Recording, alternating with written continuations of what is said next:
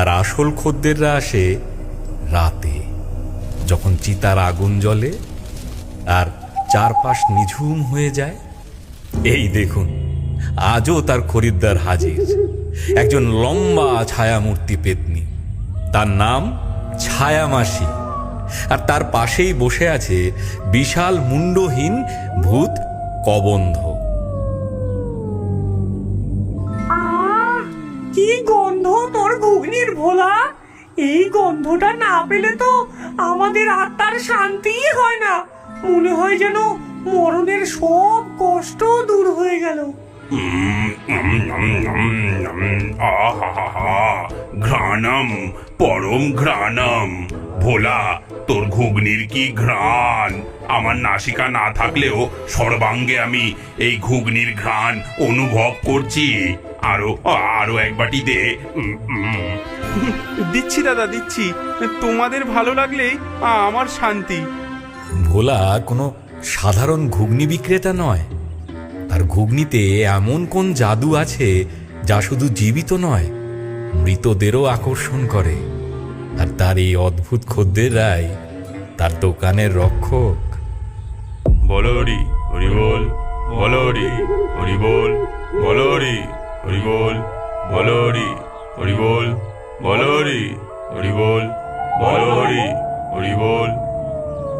হরিবোল ধ্বনি তুলে একদল লোক একটি মৃতদেহ নিয়ে শ্মশানে ঢুকল। নিয়ম মতো তারা চিতার পাশে খাটিয়াটা নামিয়ে রেখে সৎকারের প্রস্তুতি নিতে লাগল। ঠিক তখনই ভোলার দোকান থেকে এক ঝলক সুন্দর ঘুগনির গন্ধ হাওয়ায় ভেসে এলো। খাটিয়ায় শোয়ানো বৃদ্ধের লাশটা হঠাৎ নড়ে উঠল।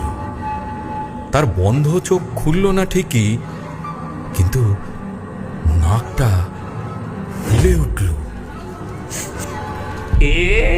এ কিসের গন্ধ! বহু যুগ এমন সুগন্ধ পাইনি।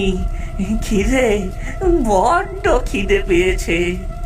পরের মুহূর্তে এক ভয়ঙ্কর অথচ অদ্ভুত একটা ঘটনা ঘটল।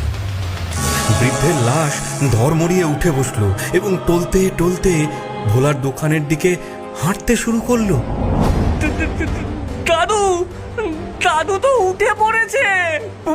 ভূত, ভূত, পালাও! পালাও, সবাই পালাও! আরে পালাও, পালাও! নিমেষের মধ্যে সবাই যে যেদিকে পারলো দৌড়ে পালালো। মৃতদেহটা সোজা ভোলার দোকানে এসে দাঁড়ালো। ঘুগনি, ঘুগনি খাবো। বসো বসো দাদু, দিচ্ছি। ভোলা এক বাটি ঘুগনি এগিয়ে দিল। বৃদ্ধের লাশটা গোগ্রাসে সেটা খেয়ে ফেলল। তারপর তার জামার পকেট থেকে বহু পুরনো একটা আধুলি বের করে ভোলার হাতে দিল। পয়সাটা হাতে দিতেই তার শরীরটা শান্ত হয়ে গেল এবং আত্মাটা একটা অপার্থিব আলো হয়ে আকাশে মিলিয়ে গেল।